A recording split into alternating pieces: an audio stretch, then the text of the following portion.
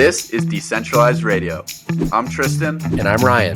The goal of this podcast is to help educate you on how to live your most optimal life. We will host industry expert guests to shed light on topics that matter. We are not gurus, rather two individuals who have had to pave their own path to health and vitality, independent of the centralized systems that plague modern society.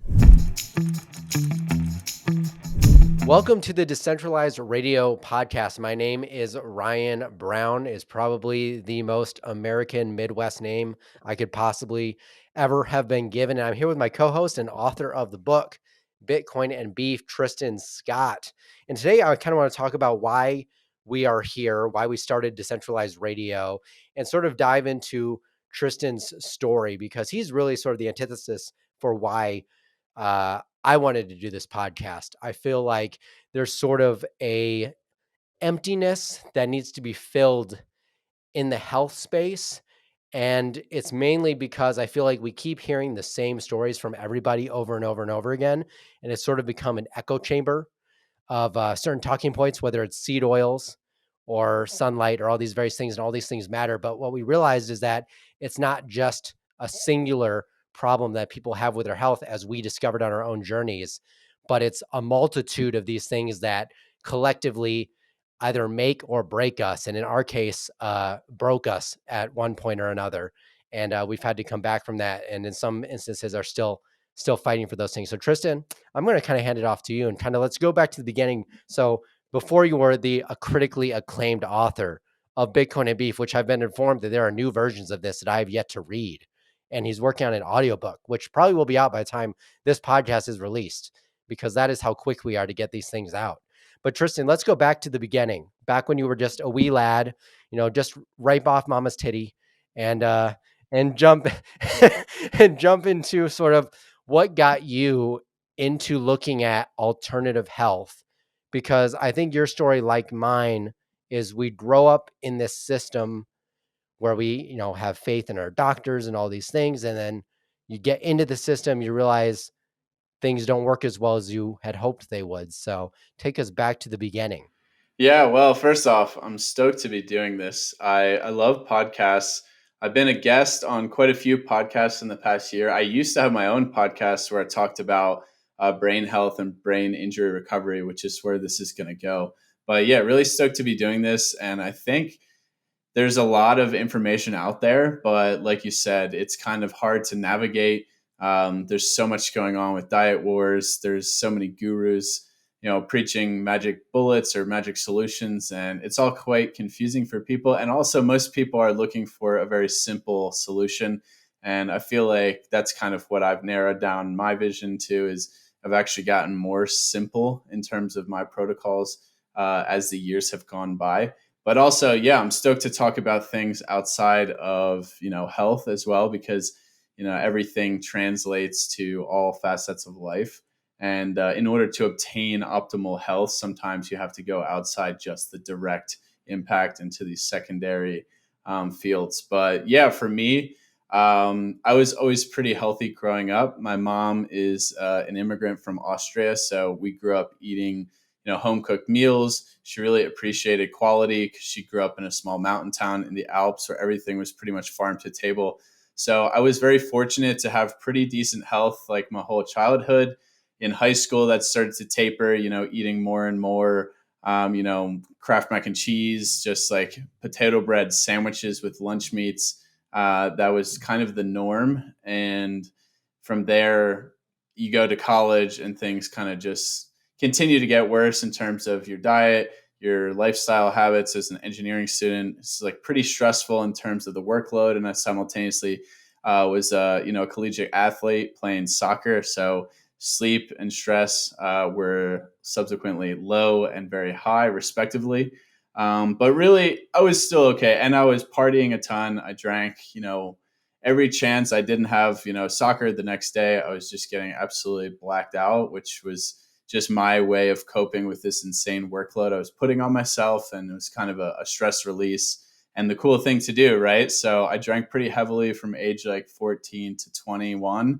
And then, so it started in high school. But what really turned me, and I was always into like, like I said, home cooked meals, healthier lifestyle habits, being really active, being athletic.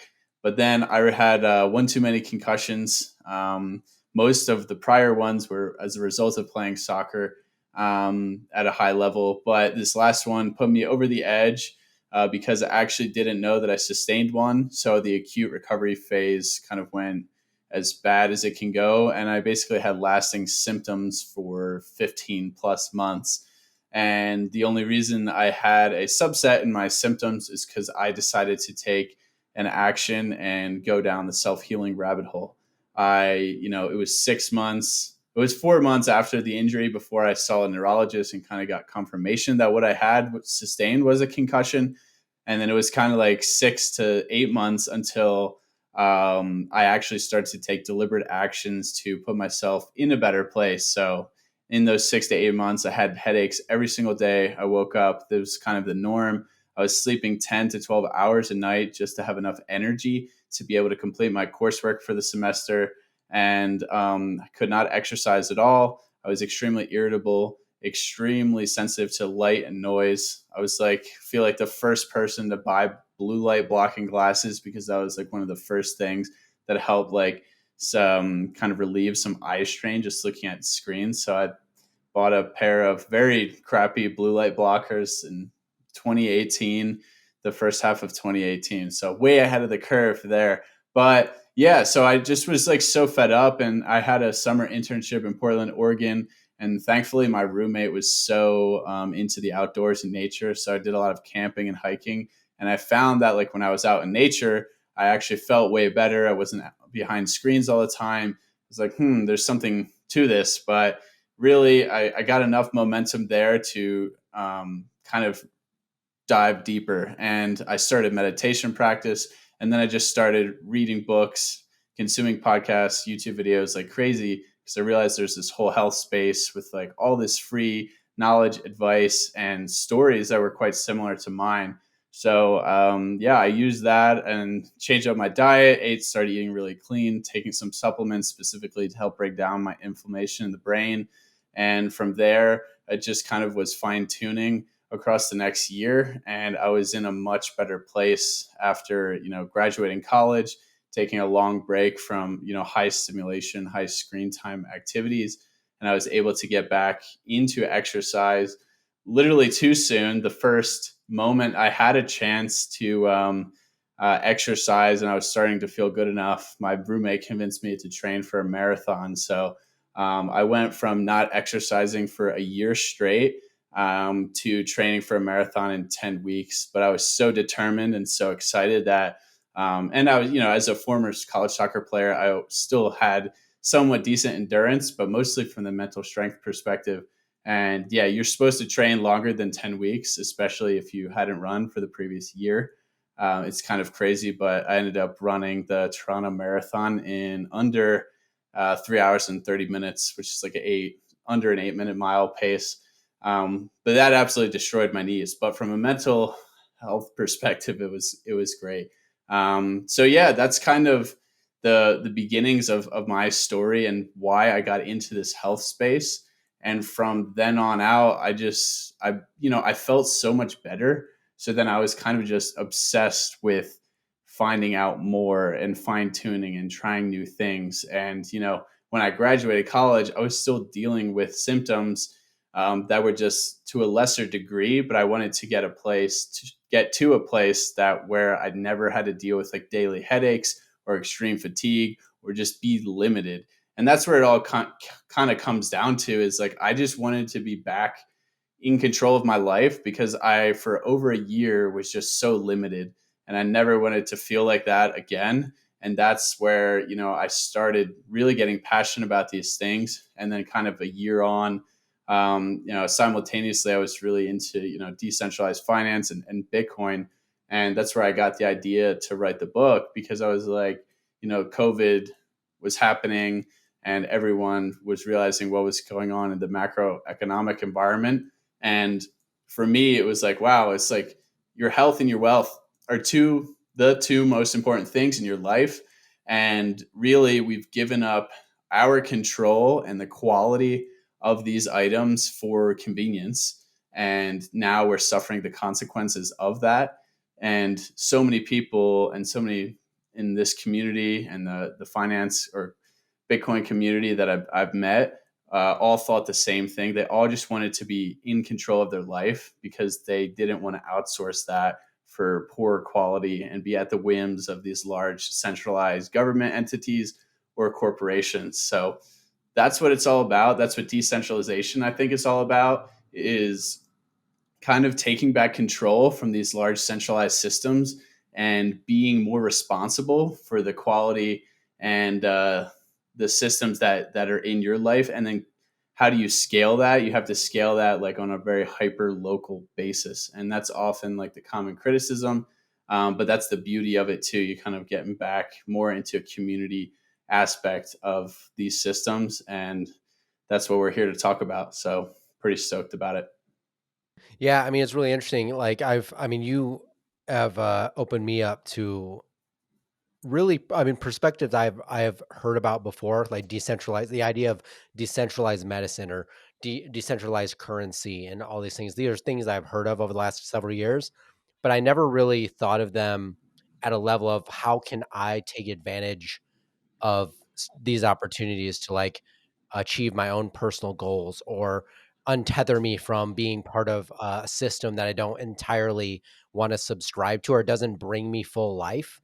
And I think so many of us grow up feeling like we have to fit this societal whatever, like puzzle or whatever that you're filling out. We have to fit these certain norms, and that's just how life is. I know, like with my dad, just a quick bit of my story, just kind of like middle class family, grew up, had like a great childhood, and then when I was in high school, well, I moved around a lot as a kid, and that it's like in retrospect caused a lot of trauma for me mentally. And when I moved to Utah, it was like a huge culture shock for me because I was just not used to these I didn't grow up religious, so like this hyper religious culture where everyone is so intertwined in everybody else's lives and God is so intertwined in your life. And it's not the same as other sort of Christian based religions as far as like the level of God in your life. It's kind of a I don't want to use the word cult, but it gives me cult vibes. But it really like was a culture shock for me and I never adjusted to it. And so that just led to me having like major anxiety throughout high school. Didn't really have a friend group, so I felt sort of ostracized. And actually when we first moved to Utah, our friends that we made in our local neighborhood wouldn't let us come over to their houses to like have a sleepover because we weren't LDS. So we weren't safe to have around for like more than 6 hours at a time. So it was really interesting. And then that led me into developing an eating disorder when I graduated high school into college. And I actually like went through all my college at like 100 pounds, like probably teetering 100, a little under, which I'm like shocked that I passed any classes because you don't have like the actual ability to think because you just don't have nutrition. And so like I can just imagine what it was like for you after you were injured and then going so many months without even knowing, then finding out that you missed this sort of golden opportunity zone for recovery and then sort of did that freak you out? Like what was your initial feeling when you went to the neurologist and you had these things confirmed for you? What was his action step for you? Yeah, so at that point, like I kind of already knew that it was a high probability. It was probably a concussion, but like that whole like 3 or 4 months where I just didn't know what was going on was, yeah, it was so strange because like I went to the hospital immediately. And what happened was I lost consciousness and I hit my head, but I didn't know that I hit my head. And I went to the hospital that evening, and because I was feeling like really weird. I got an EEG, EKG, like the whole 9 yards. It was all clean, of course, as it would be for anyone who sustains a concussion. And yeah, then it was just really strange. I just felt like really weird, like low energy, just this weird dull headache. But then, like those first 2 weeks, like I started to feel better after just taking it easy for a few days. So I was like, all right, I'm gonna go skiing because that's what I do over the holidays to my family. And then I went skiing one day, and then the next day I woke up and I felt like I just got hit by a truck. So like clearly something was off. But then the same thing happened like a week later. I was feeling better. I actually was in Europe with my mom and we went skiing there. And then the same thing happened. Like I felt so bad and I was just like, this is horrible. Like I need to get back to the US. I need to rest and try and take on this semester. So it would like come and go in these waves. But then as I was like nearing like 2 months, post injury, it was the same thing. I was like, all right, I'm clearly not like at this point, I ruined like the acute recovery phase without realizing it. So I was kind of stuck in this state and then I wasn't getting any better. So I realized, that's not normal. So then by the time I was at the neurologist, like I said, 3.5, 4 months later, I had this suspicion that I was concussed, but I was still thinking like, okay, once I get this confirmation, I'll have an idea of what to do to get better. And that's exactly what did not happen because the neurologist was like, yeah, you're definitely concussed based on your symptoms, based on everything you're telling me. It's like, fantastic. This is great. So, what can I do to get better?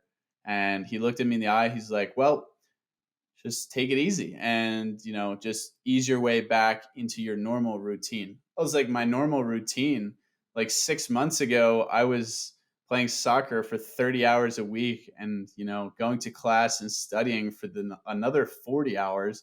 So I don't know what you're saying because I can't even walk or jog without getting extremely fatigued, and I'm using all ounces of my energy currently and sleeping 12 hours a night just to make it through classes and, suffering academically as a result of this. So that was just extremely frustrating. And kind of right then and there, I lost all confidence in like the traditional healthcare medical system and was just hoping to, at that point, it was like I just had milestones. Like I really just wanted to get through the semester because I knew I would have a long break before I started my internship. And then I would kind of just take it one step at a time. But it was a really dark place for a while in that semester because there was just points where like weeks on weeks were overlapping. And I just really thought I would never get better. And this was going to be my new normal for the rest of my life. And as a 22-year-old, who was just such a high functioning person for his whole life to just be hit with this and then barely be able to like walk across campus without ruining his whole day and just going to classes just to get by. It was extremely debilitating. If I had like a really, depressed state of mind, that was probably the only time in my life, but that's how it went. And I was able to dig myself out of that hole because I was so stubborn. I was like refusing to accept that this was my new normal. But yeah, I really lost faith in kind of the traditional medical system at that point. It's so funny because it's like, in your story actually resonates with mine in a lot of ways, minus the eating disorder component of it. But the sort of like steps we had to take to get to where we are now, as far as like where our mindset is at and sort of the things that we now hold as like beliefs around health. I feel like, and it was actually almost the same age. My health, you would think, would have fallen apart with the eating disorder, but as we'll talk about in a different episode, it actually fell apart after I recovered from my eating disorder, recovered, and uh, I had started developing autoimmune issues, like years later, like 5 years later. And that led me down a rabbit hole of seeing neurologists. I traveled the country. I went to Boston, Mass, which is like one of the biggest hospitals in the United States. Saw a neurologist that knew nothing more than I did, and basically just like patted me on the back, said the same thing your neurologist basically told you, and was like, "Well, just take it easy, and we'll see how it goes." And like, I don't want to like straight up put down every single doctor in the world and be like, "Oh, they're just like horrible people that don't know what they're doing and they just don't have good advice." And like, many of the doctors I have met have really good intentions, but it's really disappointing how much we do not understand about the human body when it is put into our medical system that works in specialties. And so if you have a heart problem and a neurological problem, you see two different doctors for those things. And if they actually overlap, which most health issues do, such as when you have diabetes and hypertension and all these things, like they all kind of can stem from similar circumstance at the root. but you're working with all these different doctors that may or may not be communicating. And often, like, their job is to prescribe you a medication to do blah, blah, blah. And that doesn't usually solve the problem. And so you kind of feel like I've met so many people that just feel immediately defeated going into the system.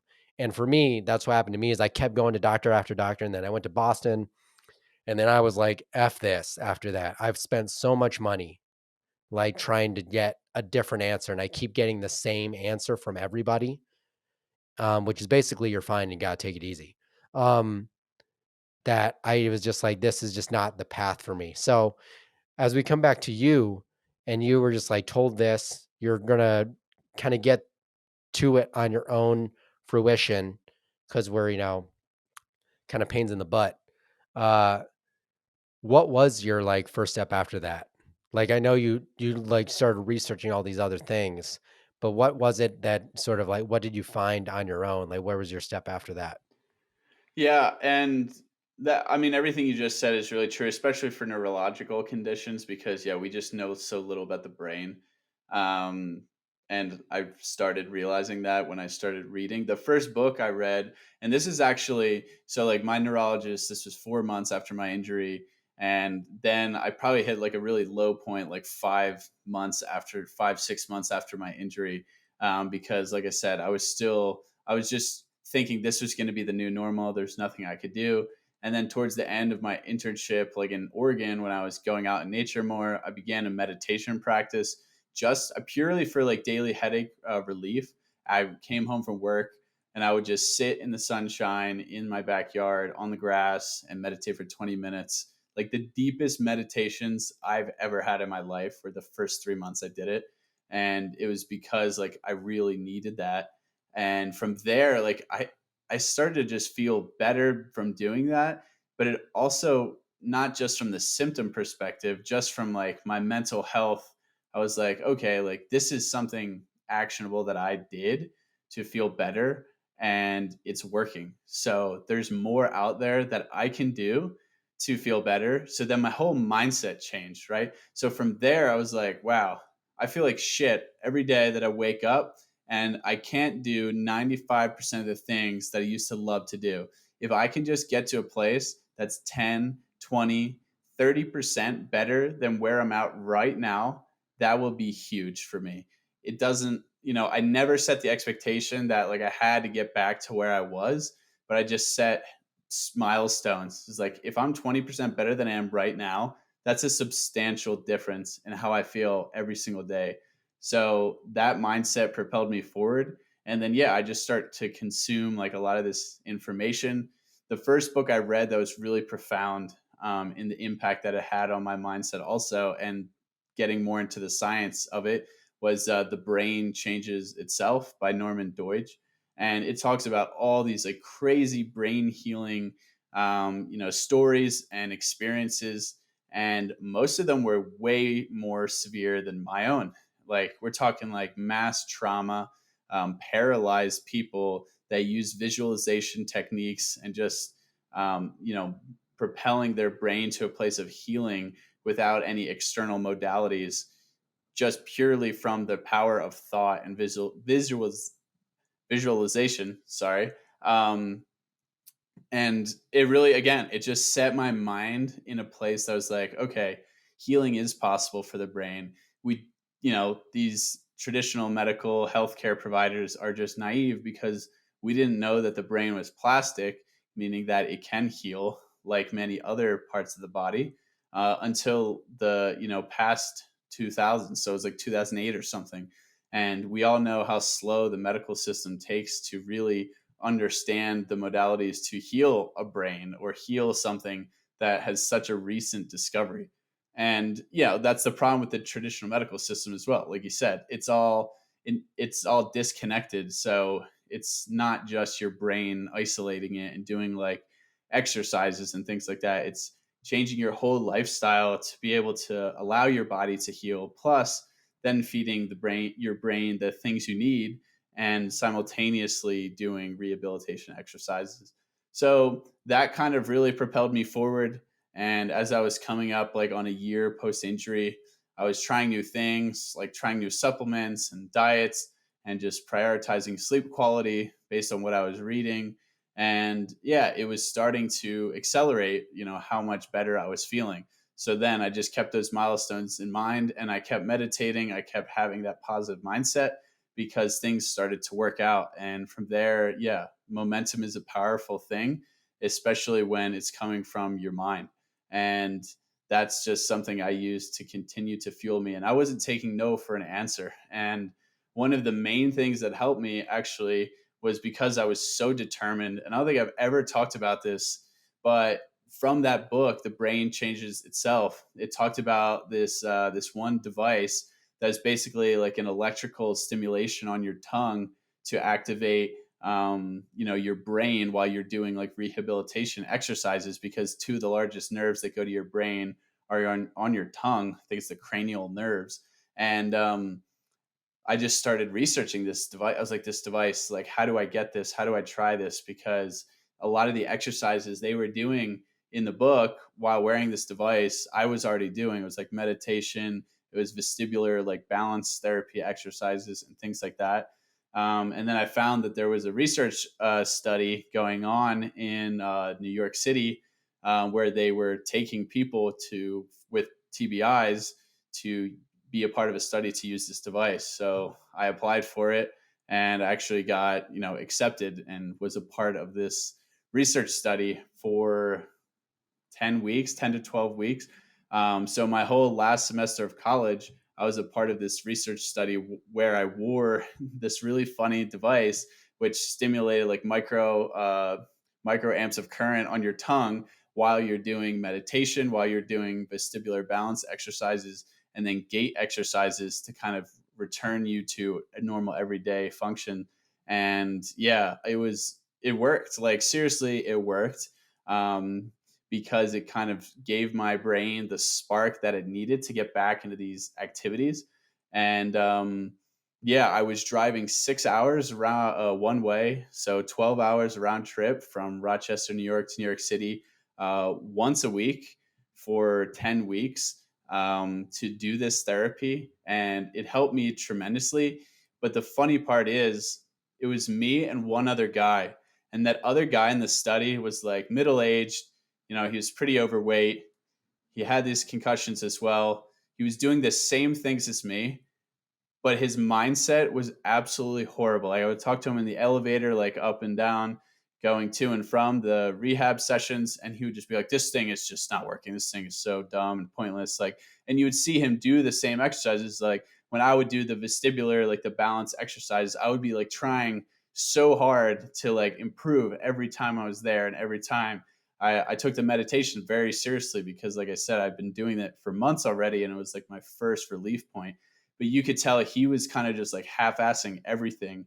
And then he would just complain. He's like, "Yeah, don't feel any better. It's been like 5, 6 weeks." And I was feeling so much better to the point where like I surpassed all the gait exercises they had, to where they had to literally like start taking me outside to do like, running drills and cones and stuff, as opposed to just like walking on the treadmill. And for that reason, I felt like a lot better. And I was simultaneously doing everything that I was reading about in the health space, taking the right supplements like CBD to reduce brain inflammation and help with my headaches and help with my sleep quality, trying things like lion's mane, and then just eating a super clean diet, getting high sleep quality in terms of like how I'm preparing for sleep, blocking blue light, cold, dark room, and also just eating higher quality foods, no processed food. So I was doing literally everything, as well as this, this device in the research study. And over 10, 12 weeks, went from barely being able to, walk at a fast pace without getting extremely fatigued, to I was jogging, like a mile again for the first time in a year and 3 months. And then I went and trained for a marathon. And it was funny because like the first two runs we were training for the marathon, me and my roommate, like I was literally wearing this device in my mouth. But yeah, that's like basically what I'm saying is your mindset is everything. And it's the hardest thing you can change. And the problem is, you go to one of these medical providers, or you're looking for answers in the traditional medical system, And you're looking for someone to just tell you that, we have a path for you to heal, for you to feel better. But when you don't find that and you have to go out of your way, like you're saying, you're going to many different doctors, or for me, I just went to one, and they crush your world. They crush your mindset right there because you put so much trust into this professional because they went to school for 12 years. This is their job, their function. And if they don't have a solution for you, it's debilitating from your perspective because you don't think you're ever going to get better. But the most powerful healing modality that you have is in your own head. And once you realize that, everything else starts to fall into place. And that's just not how our medical system thinks. That's not how our society thinks. That's a very centralized thought process, is that you're outsourcing the quality of your own life to other people. When in a decentralized model, you're taking ownership and you're taking the responsibility to put yourself in a better place to do whatever it is. And in our case, that was healing. And we sought that healing ourselves after we were denied by the centralized system. It's really interesting you bring up the mindset thing because I think about this all the time, especially now, because I got so used to going and man, I was somebody that was hyper proactive. Um, Probably because I was already like prior to developing um a lot of my symptoms when I was 23 of it was neurological, like neuropathy stuff. When I was 23 years old, I was so hypochondriac about it that I was like, I'm gonna go to the doctor over and over and over again until I get an answer. And so when I finally did get a diagnosis, which later I discovered was no more helpful than the symptom itself, because it actually didn't describe the problem. It just told me what my symptom was as a name. Um, but I got it done way faster than maybe the average person would because I was so on top of going and insisting you do this test and this test. I was doing my own research. And what I find, especially in older generations, I talk to my grandma about this a lot, is they go to the doctor, they hear a thing, they trust exactly what they say. They have no like thought process into like doing their own due diligence to like find out anything for themselves. They pretty much go in there like verbatim, taken word for word. Which I guess we really don't have any like we grow up like they're the experts. So like we go in and we're like, oh, they should have the answer, right? Which I understand. But oftentimes what I mean you and me found is they don't. And there was a point where I hit sort of a wall and I discovered like, seeing more doctors is actually counterintuitive to my goal because I'm getting the same result. And that's sort of the definition of insanity, is just like doing the same thing over and over again, getting the same result. Um, and it wasn't the one I wanted. And so that's when I was like, shit, I got to actually read things and like do my own like, do my and that's when, like, you were mentioning the first book you ever read. The first book I ever read, and this was before I actually got a diagnosis of something called small fiber neuropathy, which is just tingling and numbness and stuff in your entire body, basically.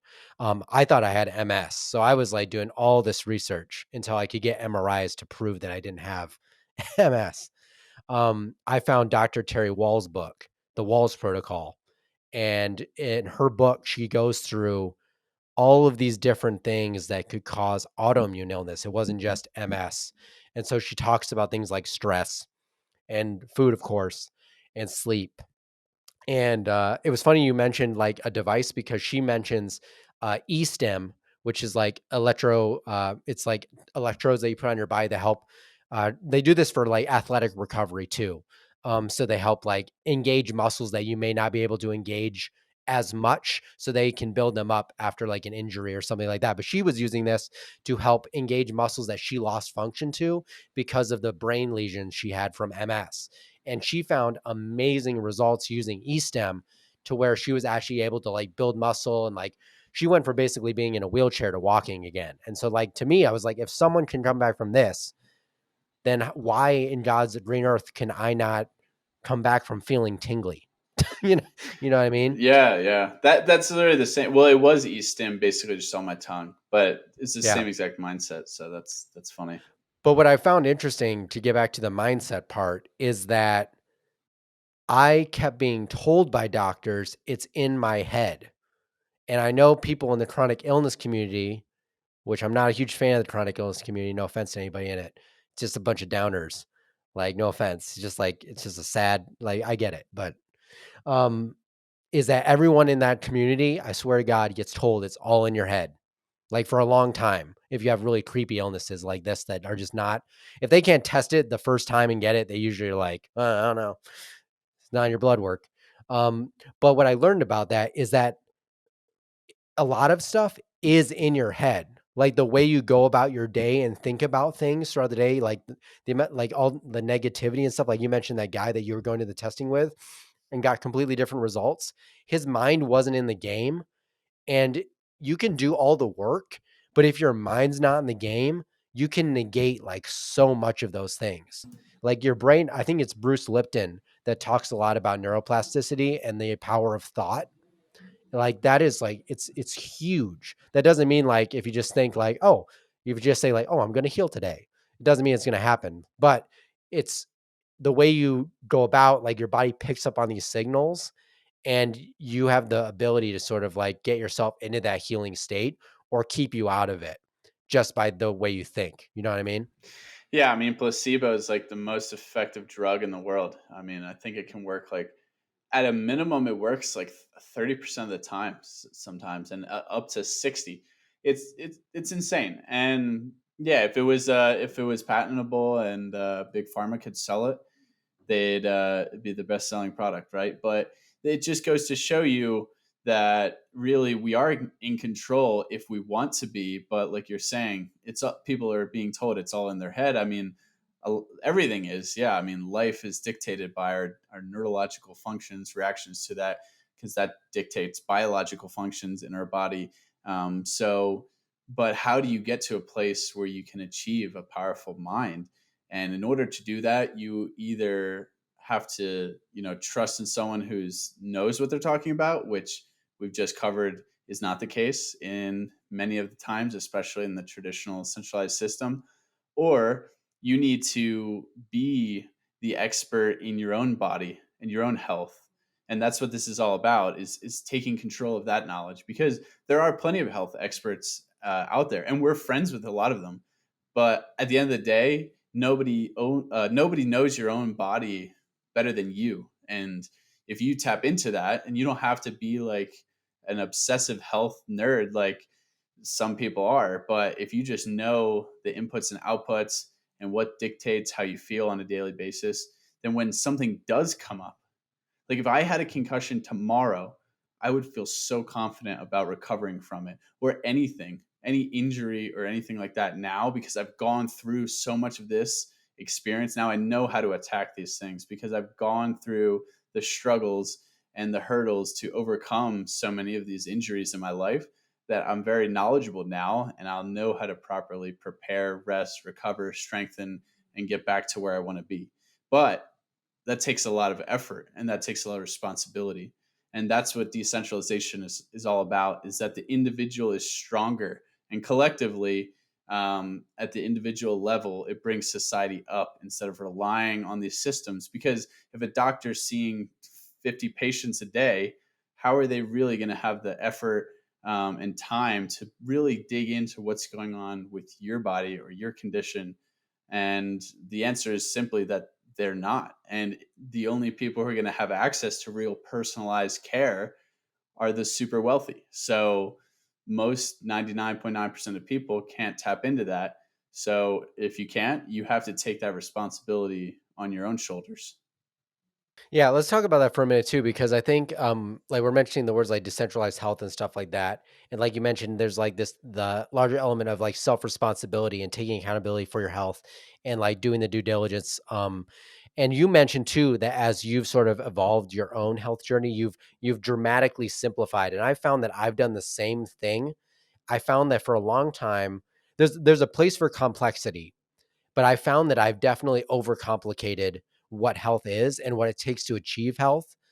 And it doesn't include like spending bajillions of dollars on weird gadgets. Like I do love my sauna, but it's like, it's not like a necessity per se, or like red lights and all these crazy things. So like kind of explain how you've gone from like the beginning of your journey and how you've simplified that into where you are now, um, to make it like a little more practical for everyday life. Cause like you said, I think the biggest barrier for people's idea of like trying to become more decentralized with their health or their like the way they make money or anything is sort of like it's easier to just go with the ebb and flow of normal society. You know what I mean?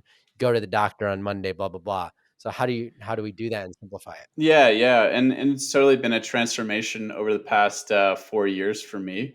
Um, but it's quite an interesting one as well, because like you're saying, people like to go with the ebbs and flows. Is because they don't like to be a person who stands out in a different way.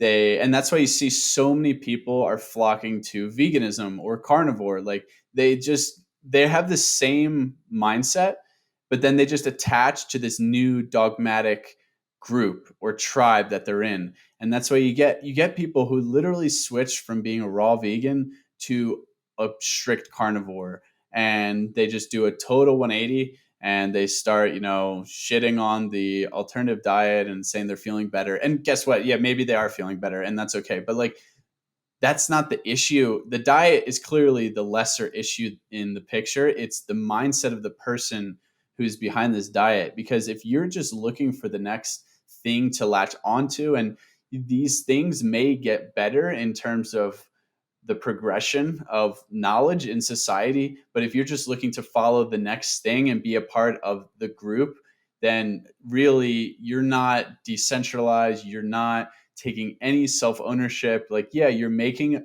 a conscious decision for your health, which is good, but you're really just one step above like someone who's probably just eating McDonald's all day, not caring at all, because you're just following the next trend, and that trend could just go anywhere. When in reality, you want to take all of this information, and it took me a while to figure this out, and I'm still figuring this out, as are you. You want to take all of the information from like many different perspectives. You want to try different things, but not latch on too hard to anything. You need to stay objective, because everybody has a different zip code, everyone has different genetics, everyone has a different lifestyle. I mean, I'm 26, I'm extremely active, I strength train, I ski, I hike. Why should I take advice from Mark Hyman, who's 60 and is just trying to live longer? Like, it doesn't make sense to follow exactly what he does. And that's the problem with a lot of these guys. A lot of these guys are like focused on longevity. And then you start getting into this, they're really just taking all these supplements and trying all these things because they're clearly, afraid of dying in the next 20 to 30 years, because they're past, their midway point probably.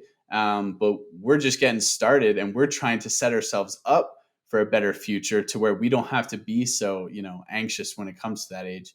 But yeah, for me, I kind of evolved to where in the beginning, I was a little bit dogmatic. I went on a strict ketogenic diet for 4 months, when I was in California in 2019 into 2020.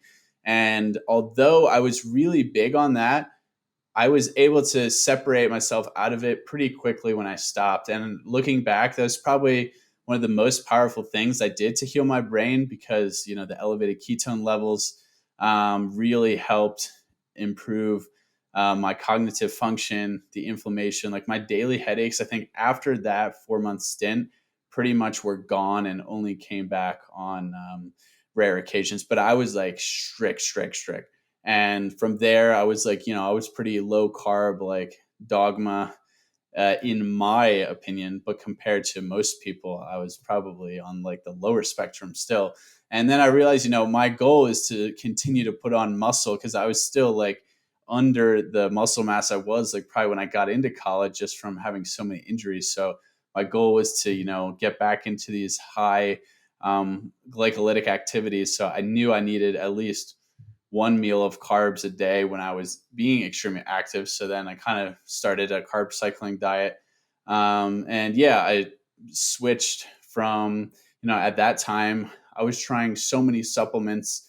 I mean, you get into this space and it's just like everyone has like this magic pill, and David Sinclair is talking about anti-aging, and Dave Asprey is trying to sell you everything under the sun, and a new book that comes out every year. And you're just curious and you want to try all this, and then all of a sudden you're spending so much money and you're changing so many independent variables on like a daily basis that it's almost impossible to pinpoint what is actually going on in your body. And then you're trying to quantify everything with the Aura Ring, which like the first year and a half I had it, I was like, I would get up and I would be like, oh my God, what was my sleep score? Oh my God, I'm going to have a bad day. Like, it was so dumb, like in hindsight, because I was just so attached to like optimizing to like the finest degree. But then slowly, and then, COVID happened, and, you couldn't do as much as you could do before. And then slowly, I started just realizing as I learned more, that a lot of this was kind of unnecessary, especially for someone my age. And I could just control what I could control. So eventually, I just got to the point where I was like, optimal health is eating the most nutrient dense foods, prioritizing sleep quality, prioritizing managing stress, and that looks different for everybody. And then exposing yourself and getting into nature as much as possible, aligning yourself with natural circadian rhythms, and, minimizing toxins in your environment. And that's pretty much it. Like, that's what it's all about. So now I don't take that many supplements. Some days, like literally zero. Yeah, I take like magnesium every now and then. But most of my nutrients I get from food, because I eat, the most animal, or I eat the most nutrient dense foods on the planet, which for me, and what you do as well, focus on hyperlocality and seasonality, because again, that makes sense, naturally, ancestrally consistent, also genetically consistent of our heritage. So in the winter, I eat, very animal based, but in the summer, I branch out a bit more. There's more produce here. It's just like logic. Like everything I do now comes back to like, does this even make sense logically? Because a lot of stuff, if you just take a step back and think about like, would that even make sense like 100 years ago? If it's not, like if it doesn't, then you should be suspect. And then you should think about like, what is the motive behind pushing something like this? Is it to sell another supplement? Is it to sell like someone's coaching program? I mean, everything comes back to money. And that's why there's, I love talking about it, and why I wrote the book that I wrote, is because everything comes back to money and business. And I mean, myself included, but I, at least when I do things for business purposes, I try and bring like a high quality product to the market, and, charge a fair price that's going to provide you nutrients to your family. But a lot of people are just trying to hop on this train and take advantage of, the trend, and the trend is health. People are getting more and more knowledgeable about their health. So you have to be wary of that going on, and really just try and cipher all this information that's put out on the internet as to what's important to you and your life. But yeah, that's kind of how I live right now. I mean, definitely I feel the best when I'm consistent, when I follow natural rhythms and I get outside as much as possible. So today has been like one of the sunniest days this winter here. A UV hit 3, and I've already been outside for like an hour and a half just walking around. I mean, and it's been fantastic. And if you feel depressed, like just go outside in the sun and you'll feel better. I mean, I don't know what to tell you. And yeah, I eat foods that are high quality, nutrient dense, and in the forms that nature intended. Raw, whole food, one ingredient, minimize processed foods. And then from there, if I need to fine tune some things, I do that. Totally. I mean, it's almost too simple. It's so simple that I think the simplicity blows people's minds, and they can't handle how simple it actually is. When you think about it logically, the problem is we're so used to the noise, and somebody selling this new thing, or organ capsules over here that we need to take now, or whatever, that we're always looking, like you said, for the next thing. And I think if you remove ourselves, because I was one of those people too that was like pretty dogmatic, like with the keto stuff and all this stuff, like, oh man, carbs are like the worst thing in the world, blah blah blah, like man, crazy, like vegan people, whatever. But when you remove all that, it's like you realize actually how sheepish you are, and not to like put anybody down, but you realize like you think you're thinking for yourself, but you're really just having these gurus tell you what they want you to believe or what they want you to buy. And it's really no different than the system you came from before in a lot of ways. And it's Yeah. sort of unfortunate, which is also why I wanted to do this podcast, because I wanted to like remove that crap. It drives me It's crazy. just a regurgitation of information. And yeah, Yeah. what I just said is really simple, right? But if you actually dive into it, so it's like It's you complex. want to be simple on the high level and complex on the lower level, not the Mm. opposite way around. Because if you're the opposite way around, you're gonna lose everybody. So if I just told anybody, instead of, what did I say? I said emulating nature and circadian Mm. rhythms as best as possible and avoiding environmental toxins. That's very, you can grasp that message. It's clear. But if I tell people, all right, you need to wear blue light blockers, you need to be turning off all screens at 8:30, you need to do this, X, Y, and Z, get this filter, throw out all plastics, do this, no BPA, don't touch receipts, like all this stuff. It's like they're going to be like, shut the fuck up. Like, I'm not Yeah. doing that. Well, But you and can then there's, let them make their own yeah. hierarchy of what matters, and you just educate, and then that's on them. Yeah, and then there's also like a level of like health anxiety too. I feel like when you, Yes. at least that happened to me, where like I got so much, there's information overload. I'm getting all this stuff of things I have to avoid or like got to do. I got to put my blue blockers on at 5. I got to use this Iris app to make sure I'm not getting so much flicker off my laptop. There's all this stuff that it actually can become detrimental. So in a way, I've not that I've like laxed up in like the things I do, but I don't worry like if I do this and I get blue light in my Your eyes sleep's after your 5 sleep's PM, toast. Your I'm not sleep's I'm toast. not I'm yeah, I'm not gonna I'm not gonna sweat it as much. And I stopped wearing my Aura Ring a little bit ago just because I got like you so obsessed with every morning checking my sleep score. Yep.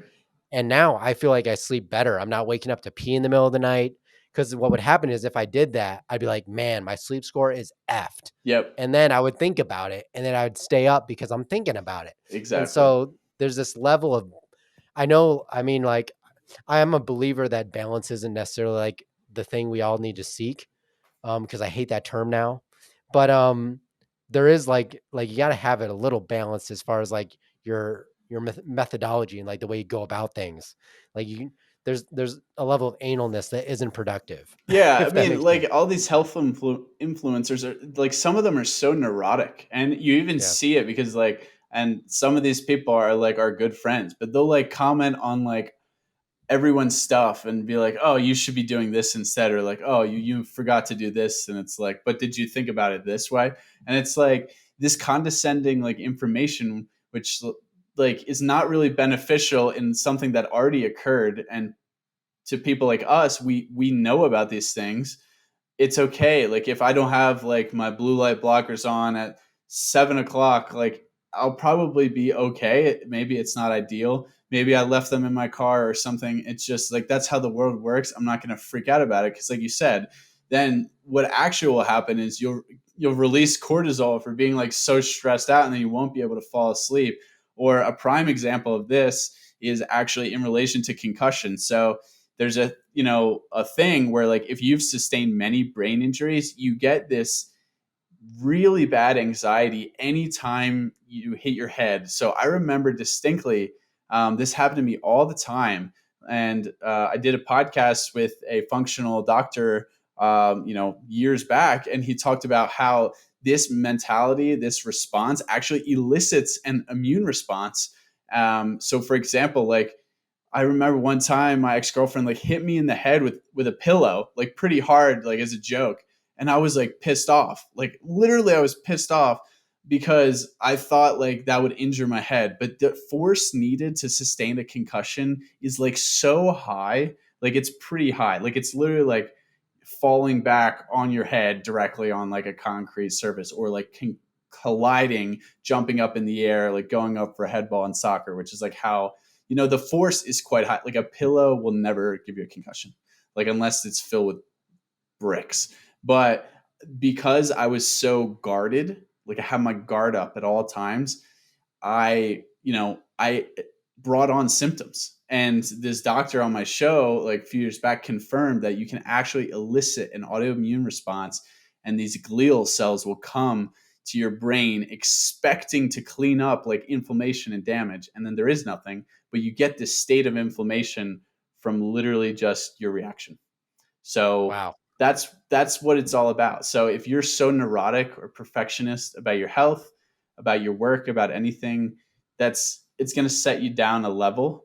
And I think that is an issue with a lot of the health influencers out into the space, especially if it's like coming from like a condescending message perspective. So again, if you're decentralized and you understand your own body, you develop this confidence to make it okay in non suboptimal situations, and then you don't worry about it as much, and you'll actually still have a great night's sleep or stress less, and you'll go on your day and it'll be fine. But I think this I is will say, something I'm still working on personally as well, but I'm definitely better, far better than I was 2 years ago. oh, same, man. I mean, that's the thing is like you're always, that's the thing about health is like it's never over. Like the goal is always like ahead of you. And I think I just focused on getting to perfection so much that it actually was detrimental. Although I will say this, if you ever put your phone by my penis, I will freak out. I will freak out. It has happened many times. Me and my girlfriend like laying in bed at night, and the phone, like her phone gets too close to me, and I'm like, wow, you're gonna fry my nuts. So we gotta get that across over there on the other side of the bed. Airplane mode only. Airplane mode. Um, but I'm thinking I'm gonna wrap this up just because my battery life is at 11%. And I was very smart and didn't bring a charger down here. Um, but I think the whole goal of this podcast going forward is really not that we want to be your gurus or any of that stuff, but we want you to think for yourself, develop goals for yourself, and sort of discern your own way forward. And hopefully, the guests we bring on can give you sort of insight on how to do these things for yourself. But my biggest goal is to really not is to help you guys or whoever's watching not do what I did for a year and a half, and that's follow everybody I became attached to verbatim and thinking that has to be the way. But in the end, like taking tidbits from everybody and sort of developing a system for optimal health that works for you based on sort of the overview basics that we talked about a little bit today. Yeah, no, totally. I mean, yeah, I don't want to be taken verbatim for anything. We want this to be, a platform that shares experiences so that you can make your own conclusion. Because at the end of the day, if you truly want to become decentralized, you want to be the expert of your own life. I mean, no one else should tell you how to live your most optimal life besides yourself. And the only way you're going to get there is if you figure that out, but you need some good information education to do that. So that's what we're here for. So definitely share any feedback on types of guests, types of content you'd like to hear. I think we want to explore all aspects of life in terms of what's important to grasp from a foundational perspective of decentralization. Obviously, like health will probably be a core component. Finance we'll talk about. I mean, I would like to get into some off the grid living stuff, and just in general, if you really want to live a truly decentralized life that's more connected with an ancestral way of living and connected to nature. But there's an endless realm of things that we could discuss, and I'm excited to learn, myself from the quality of guests that we have on the show. So super stoked to get this going, Ryan, and Yeah. maybe we'll figure out how to do some in person as well. That's the Yeah, we plan. will. We've got it. Well, thank you guys for watching, and we'll see you in the next one.